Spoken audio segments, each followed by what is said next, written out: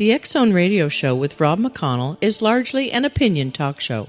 All opinions, comments, or statements of fact expressed by Rob McConnell's guests are strictly their own and are not to be construed as those of the X-Zone Radio Show or endorsed in any manner by Rob McConnell, Relmar McConnell Media Company, the X-Zone Broadcast Network, its affiliated networks, stations, employees, or advertisers.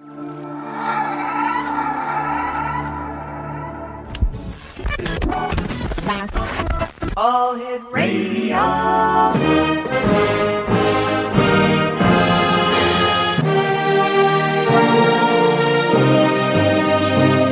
Welcome to the X-Zone, a place where fact is fiction and fiction is reality. Now, here's your host, Rob McConnell. Welcome back to the X-Zone, everyone. My name is Rob McConnell. We're coming to you from our studios in Hamilton, Ontario, Canada, on the all-new X-Zone Broadcast Network and the Talkstar Radio Network. Worldwide toll-free, 1-800-610-7035. That's 1-800-610-7035. Email xzone at xzoneradiotv.com, on MSN Messenger, xzoneradiotv at hotmail.com. And our websites, www.xzoneradiotv.com and xzonetv.com. My guest this hour is Bruce Campbell Adamson, and he's a genealogist and historian and has traveled throughout the country gathering photos and material for his books. In 1991 to 1992, he began researching the JFK assassination and became certain that Oswald was indeed not a lone assassin. In fact, he believes that Oswald had nothing to do with the actual assassination, since there was no GSR found on Oswald's hands.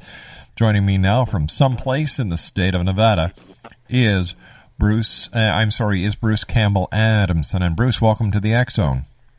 Well, thank you for having me on, Rob. It's great. And it was no nitrates on the face.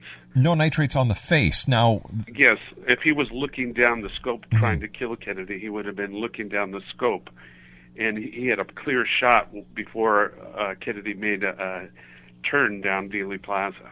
So he would have hit him from the front when he had a clear shot. Okay, where did your interest with the Kennedy assassination stem from? Well, since 1992, I've been working off and on with the West Palm Beach Sheriff's Office. They gave me all of Oswald's best friend's papers when he committed suicide. That's George de Mohrenschildt, who is tied to all these people that are rich and famous. And in there, I got a hold of his personal phone book, and I spent 2 years and $20,000 researching as a genealogist everybody in the phone book. And I found George Bush Sr. in there, Jackie Kennedy's mother in there, and I pinpointed the date of the phone book as 54, 53. And there are a lot of CIA agents in there, and George de Mohrenschildt was a CIA agent. And so, since 1992-93, I've been keeping the West Palm Beach Sheriff's Office informed of all of my discoveries because they had ruled it a suicide when he committed suicide. So tell me, they didn't know he was a CIA agent at the time. So tell me, was Lee Harvey Oswald part of the conspiracy to assassinate President John F. Kennedy? Well, I would say that he was not because of the nitrates on his face. Mm-hmm. I believe that he, as other people have suggested, that he might have been partaking in a plot into scaring the president into using Secret Service.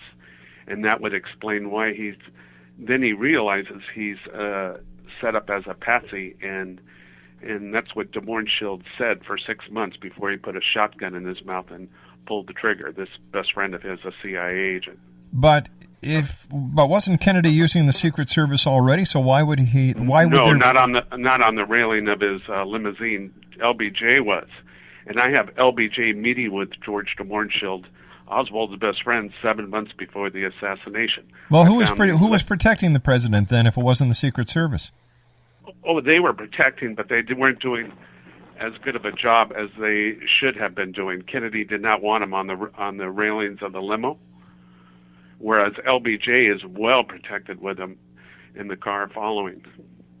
All right, I'm having a bit of a problem understanding here that there was a plot to, increase the use of the CIA, of the Secret Service? Yes. Oswald, if he even shot the rifle, he would have not been aiming at Kennedy. Somebody shot the curb 500 feet north of the motorcade, where there was nobody standing, so nobody would have gotten hurt. So that's irrelevant when you look at that's not an important issue when you look at all the other evidence that has been discovered. All right, let's talk more about the other evidence that's been discovered on the other side of this 2-minute commercial break. Bruce Campbell Adamson is our special guest. His website is www.ciajfk.com. We'll be back on the other side of this 2-minute commercial break as the X Zone continues from our studios in Hamilton, Ontario, Canada, right here on the all-new X Zone Broadcast Network and Talkstar Radio.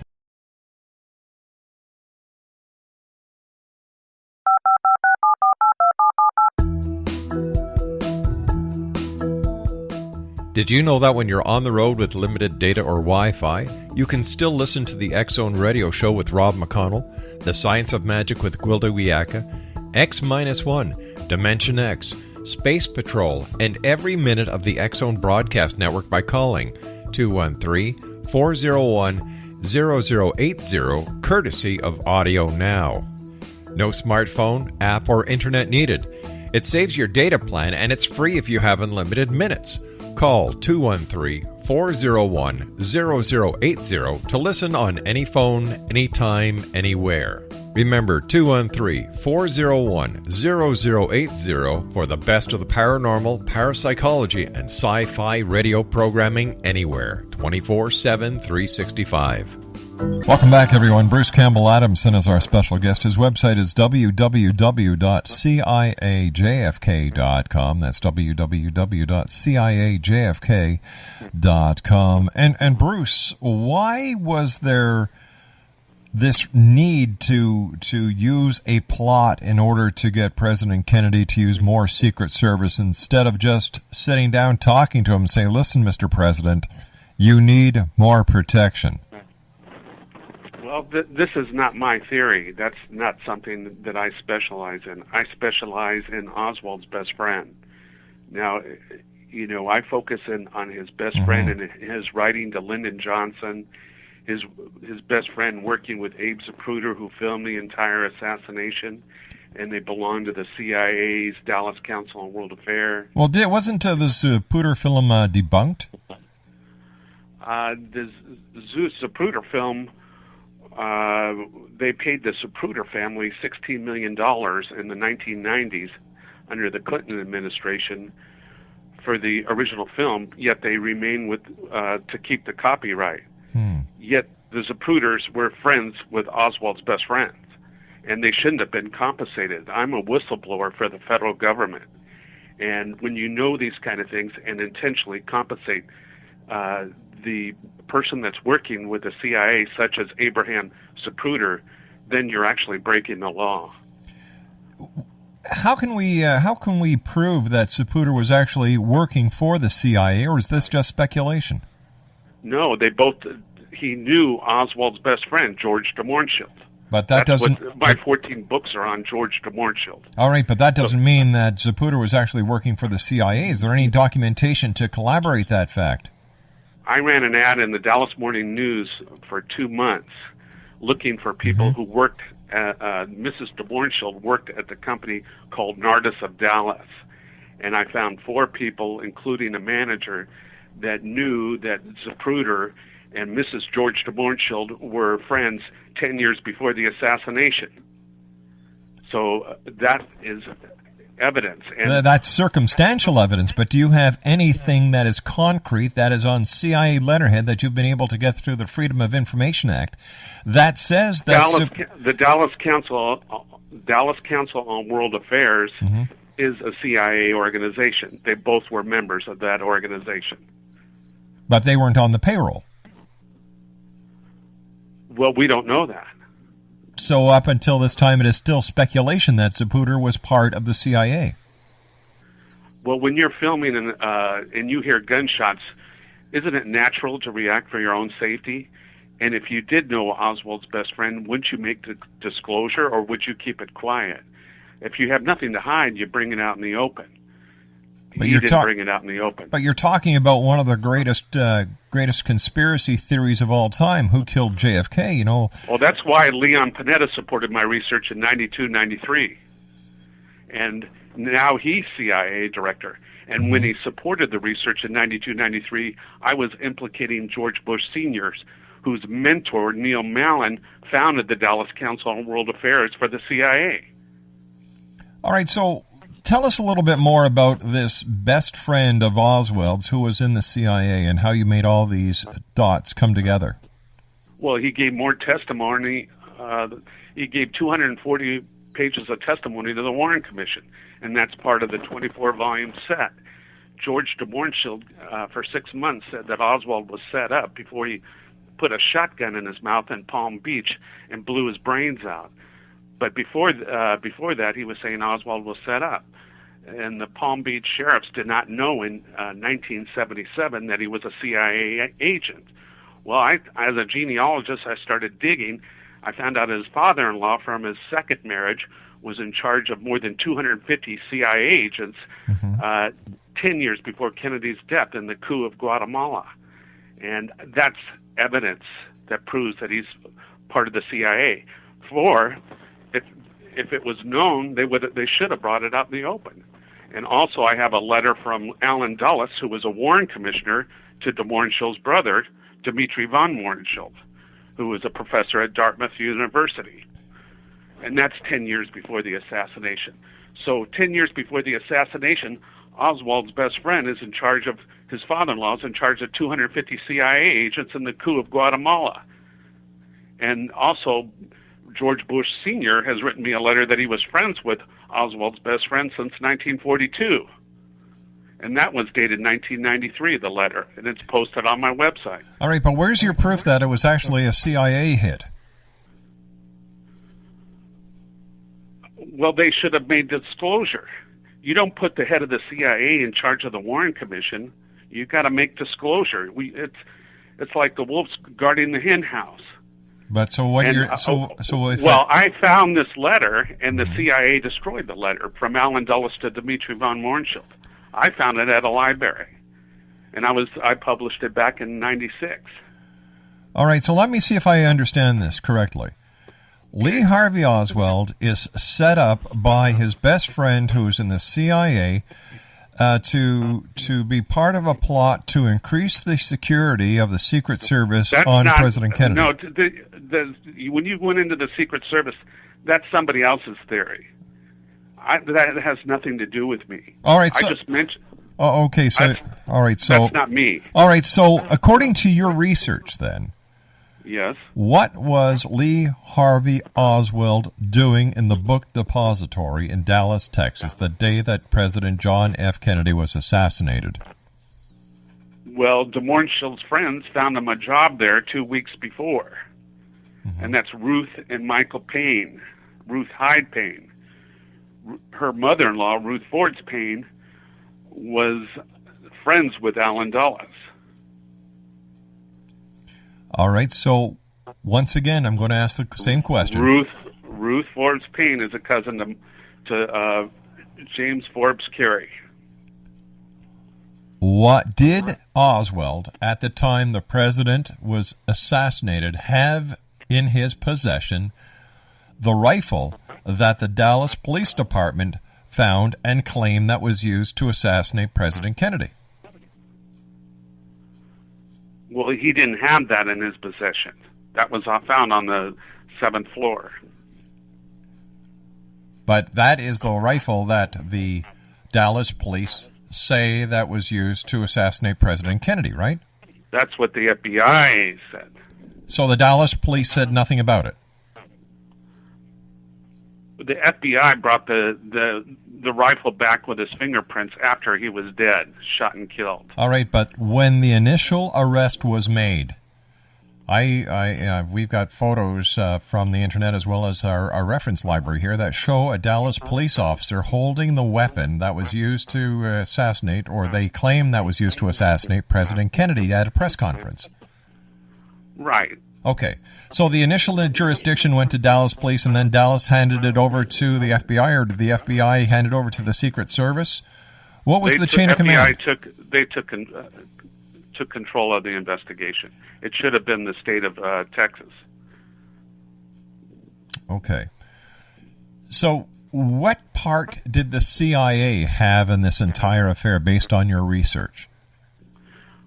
Well, Oswald's best friend, George de Mohrenschildt, who was friends with George Bush Sr., and the publishers of Harry Potter just released a book on this relationship between George de Mohrenschildt and George Bush Sr. that is really incriminating, and the author used much of my research in 4 chapters. So if the publishers of Harry Potter are publishing it in the book Family Secrets, then it must have a little bit of merit. Once again, let me ask you the question, because you're not answering my question. What was the role of the CIA, based on your research, in the assassination of President John F. Kennedy? Well, Kennedy had fired Allen Dulles over the Bay of Pigs invasion. So that was the reason why they killed the president? That's one of the motives. All right, a motive is a theory. Okay. What else would there be? What is there, because according to the history... Anybody having prior knowledge of an event that's going to happen can make a fortune off the New York stock market. California today is at $21 billion in debt, as you may know. Or maybe you don't know since you're in Canada. But if you were to go back in 1963, the day Kennedy was killed, the stock market dropped $21 billion. That's a motive. Anybody having prior knowledge of the event can make a fortune, and then the following day buy the same company for pennies on the dollar. But did that happen? Well, de Mohrenschildt's friend sold the second largest security firm on Wall Street, Kidder and Peabody, in July of '63. And Kennedy was assassinated in November of '62? November of '63. '63. November 22 of '63. Right. But the man that owned Kidder and Peabody happened to be friends with Oswald's best friend, but he's also the landlord of Jackie and JFK in Palm Beach. And that's C. Michael Paul. What about the rumors that Lee Harvey Oswald himself was a member of the CIA? Well, I think other people have really dove into that. I'm not so much of an expert on that, but I recommend gentleman Dr. Philip Millison's book, Spy Saga. That's proves that Oswald was in the CIA. And Oswald said he was just set up as a patsy, and that's what de Mohrenschildt wrote a book called I'm a Patsy, I'm Just a Patsy. All right, stand by. Bruce, you and I have to take a commercial break with the news. Bruce Campbell Adamson is our special guest. www.ciajfk.com. That's www.ciajfk.com. Exonation, if you can dig into your pocket and help the people of Haiti, give to the Red Cross. The American Red Cross website is www.redcross.org, and the Canadian Red Cross, www.redcross.ca. I'll be back on the other side of the news with Bruce Campbell Adamson as the X-Zone continues, right here from our studios in Hamilton, Ontario, Canada, on the X-Zone Broadcast Network and the Talk Star Radio Network. This is the X-Zone Broadcast Network, broadcasting worldwide on broadcast affiliates and satellite program providers, including CNN Broadcast Network, Sirius Satellite Network, Star Media, Good News Radio Network, Angel Broadcast Network, Wiki Broadcast Network, and WPBN TV. For more information on the X-Zone Broadcast Network, visit us at www.xzbn.net.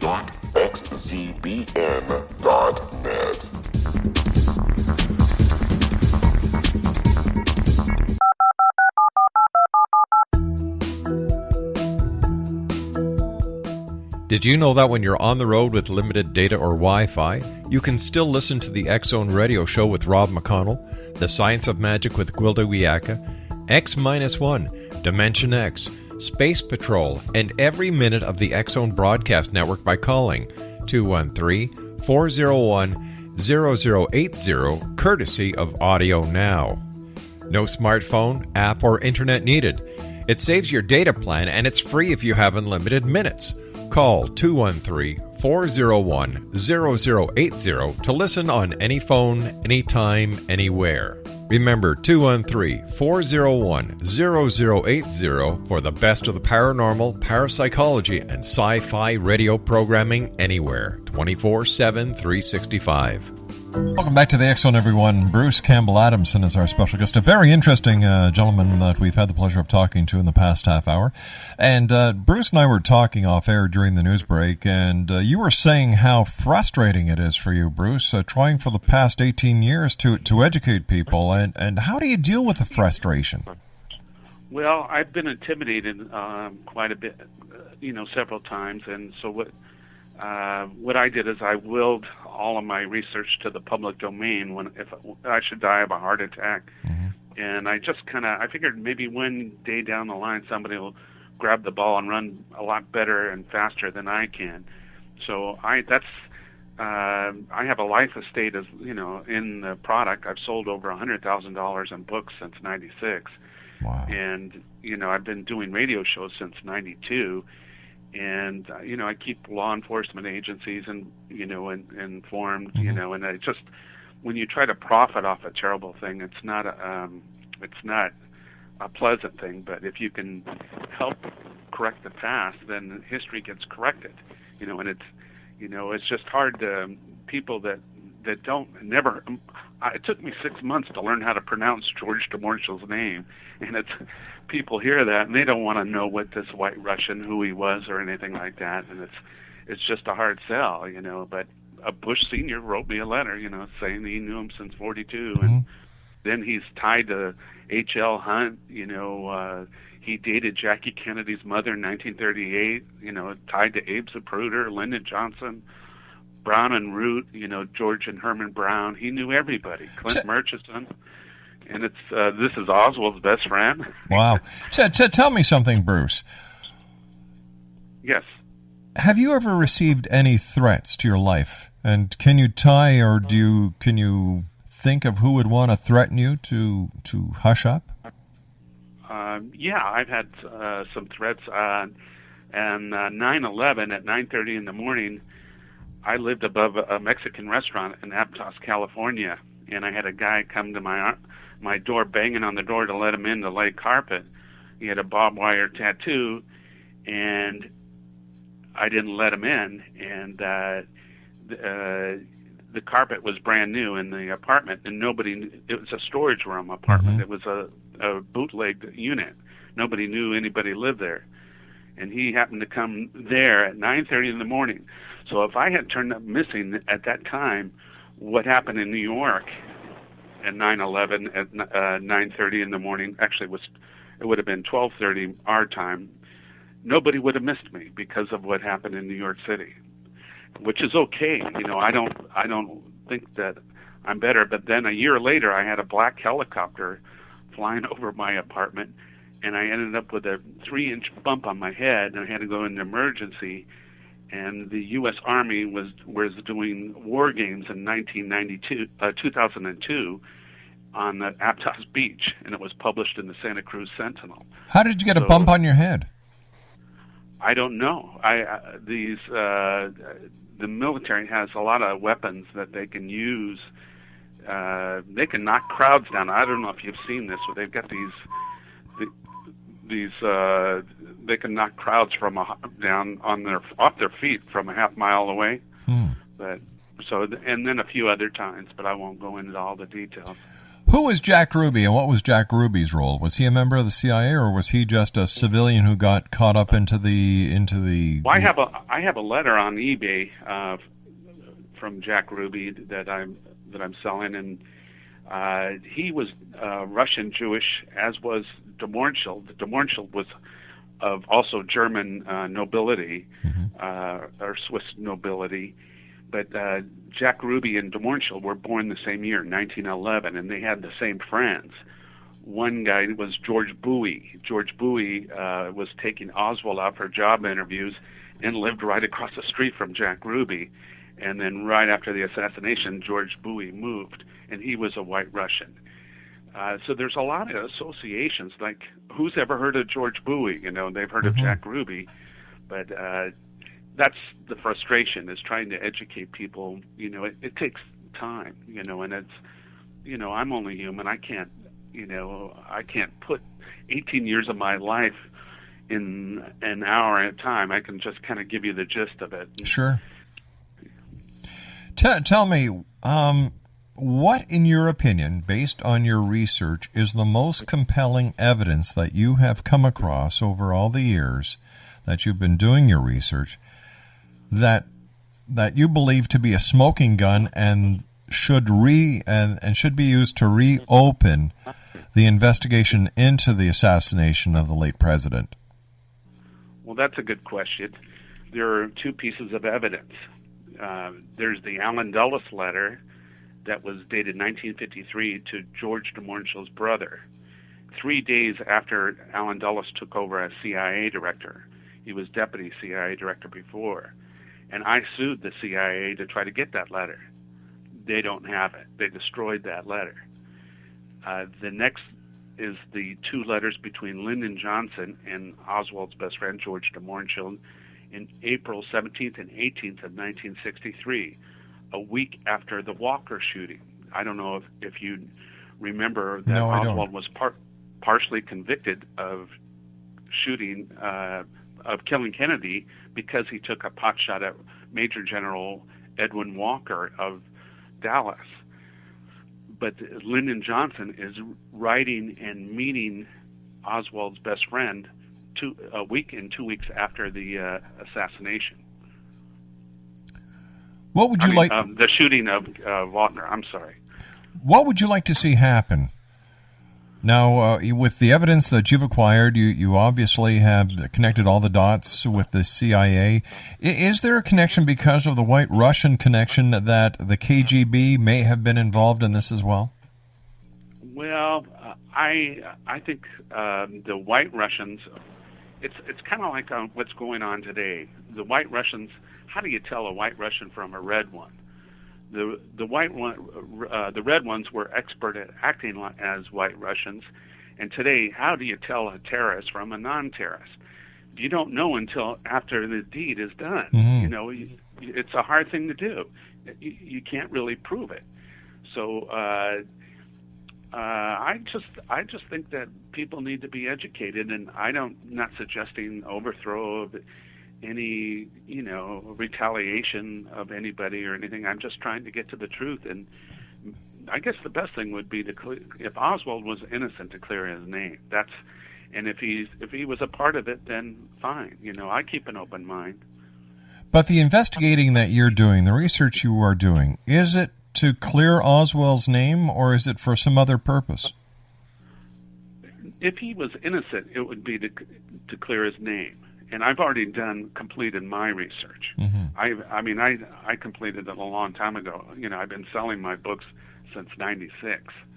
You know, but I've been doing it as my own publisher. I'm the historian, the author, publisher, and I produced a video that was shown in Brooklyn 2 weeks ago on public access TV. So I produced a video tying the September 11th, Princess Diana and the JFK thing all together, before Michael Moore ever did his video. But I don't implicate bin Laden. Who do you think was responsible for the 9/11 attack? Well, I don't make a judgment on that. I just found something out. I found out that Mohammed al-Fayed, the father of Dodi Fayed, was friends with the father of the lead hijacker, El Amir Atta. And Fayed lost a lawsuit against the Pentagon and the CIA because they had 1,100 pages on Princess Diana that nobody knows what's in those pages today. He lost that lawsuit 2 weeks before September 11th, 2001. And Mohammed al-Fayed has a brother-in-law who is CIA, and that's Anand Khashoggi.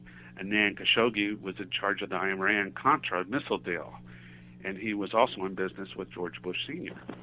But those are just facts. I'm not saying that constitutes a theory or anything. 1-800-610-7035 worldwide, toll free. 1-800-610-7035. Bruce Campbell Adamson's our special guest, X-Zone Nation. www.ciajfk.com. That's www.ciajfk.com. Is there any possibility that that the suicide of Lee Harvey Oswald's best friend, who was in the CIA, was actually an orchestrated hit to look like a suicide? Well, that's a good question. When he received his 9 shock treatments to Mornshield in the same hospital Oswald and JFK died, his friend, he was corresponding with his friend, CIA Director George Herbert Walker Bush. And they were corresponding, and I sued the CIA, and the letters were destroyed, but then they were added to the presidential library. So if somebody was to make somebody to commit suicide by giving him 9 shock treatments, then his suicide isn't really a suicide. It would be a murder if those shock treatments were CIA sponsored, which people have won cases in Canada where they use shock treatments. They were done at the Allen Memorial Institute under Dr. Ewan Cameron, which was an operation that was paid by the CIA. That's right. Yeah. So, that's the scary part of it. It's a tough sell, and it's a hard thing to prove. Everything is hard to prove, but Tell me something. Tell me something. You're a very dedicated researcher and a genealogist, and my hat goes off to you. But here's a question that maybe you can help me understand. How can the CIA operate within the U.S. when it's supposed to have a mandate to only operate outside of the U.S.? How does it get away with this? That's a good question too. They used to be only outside the U.S., and now under Bush Jr., they can orchestrate in the U.S. and they control much of the propaganda media, just as they did in World War II under Nelson Rockefeller, who was a friend of de Mohrenschildt's. Nelson Rockefeller used to run a propaganda film organization for the Spanish countries to keep South America and Mexico from going communist, just like they didn't want Castro to go communist, but he did. And they did want President Trujillo, and Papa Doc Duvalier. They built that only airport under the Kennedy administration in Haiti under President Kennedy's administration in exchange for Papa Doc collaborating with the U.S. government. And de Mohrenschildt stayed with Papa Doc at the time of the JFK's assassination. What was accomplished? What was accomplished by the assassination of President Kennedy? I know that Lyndon Baines Johnson got in, and that goes into the war machine in Vietnam because President Kennedy was against the war in Vietnam. So was this all about the great industrialists getting back into power? And was the finger pointed at the mob for the wrong reason? Or was the mob just an scapegoat as Oswald was? I think the mob was an scapegoat, and I believe that the Texas oilmen did not have their oil depletion allowance removed or reduced. So that was accomplished because Lyndon Johnson, as Bush Sr., were watchdogs for the Texas oilmen. So that's what I believe there. And the CIA and the oilmen walk hand in hand. The CIA they're a very important partner in the oil industry. What has been, to this point, within your research into the Kennedy assassination, the most startling fact you've come across? That the dress that Jackie Kennedy was wearing, the pink Chanel suit, was purchased from DeMornshill's Aunt by Marriage clothing store, and that Oleg Cassini, Jackie's dress designer, and his brother Igor were friends with Lee Harvey Oswald's best friend, George DeMornshill, and they were all White Russians. It seems to be a very small circle. Yes. And then Oleg's first wife, actress Jean Tierney, introduced George Bush into politics in 1962 in Houston. She remarried Houston oil man Howard Lee. Bruce, stand by. We've got to take our final break. Bruce Campbell Adamson's our special guest this hour. Very interesting gentleman. Visit his website, www.ciajfk.com. www.ciajfk.com. Bruce and I will be back on the other side of this commercial break in a couple of minutes. And once again, X Zone Nation, if you can make a donation to Haiti, www.redcross.org, that's in the States, www.redcross.ca here in Canada. And if you can't make a donation, please say a prayer. Prayers are always welcome, no matter where it is on this planet of ours. As long as people need help, they'll always need prayers. I'll be back on the other side as we continue right here in the X Zone.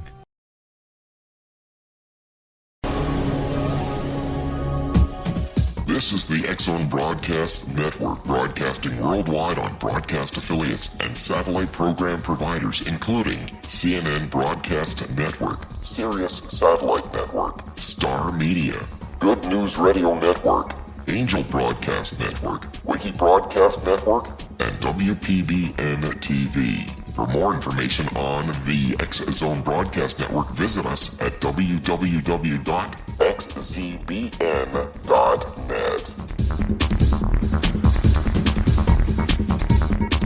Bruce Campbell Adamson is my special guest. www.ciajfk.com. That's www.ciajfk.com. And during the commercial break, you and I were discussing Haiti, and you came up with a wonderful idea. Share it with the listeners, will you, Bruce? Well, I have 15 items that on the JFK assassination, and what I could do is my eBay user ID is the same as my website, ciajfk.com. I wouldn't bid now, but give me a few hours, and I'll put up a whole variety of my products. Just a few letters if you're interested, and I'll donate, say, a percentage to the Red Cross or whatever. They use Mission Fish on eBay. They have all these charity organizations, and I will, for each item I post on the JFK assassination, including the Jack Ruby letter, which I have up there. Wow! I'll donate, say, 15% of the sale to. That's fantastic.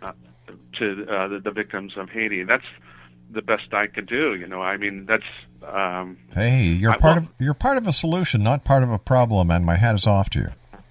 Yeah, I don't want to. I'm not the guy that wants to upset the apple cart. I'm just trying to be a messenger and do it gracefully. And it's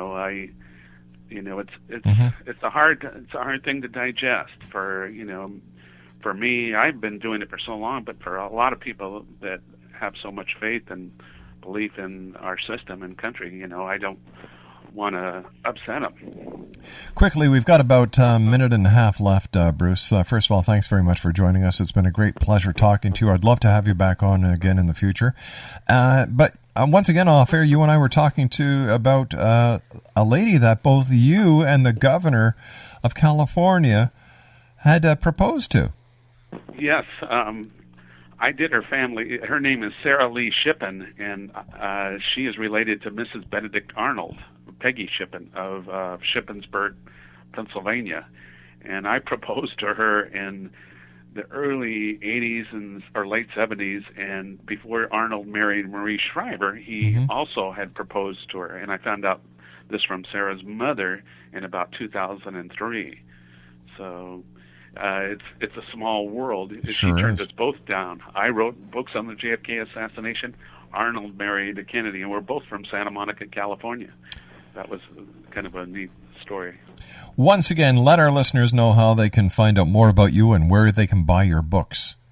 Okay, they can CIAJFK.com or if you want me to get the P.O. box. Sure. Or they could go on eBay, CIAJFK.com, just as the same as the web. Or my phone number is 831-465-9272. Or people that, I'm a former postal employee, so if you want to send a stamped envelope, I'll send you a couple articles at P.O. Box 1003, and that's Aptos, A-P-T-O-S, California, 95001. Bruce Campbell Adamson, it's been a great pleasure talking to you. Well, thank you, Rob, for having me. I sure appreciate it. It's been a great pleasure. Thank you, producer.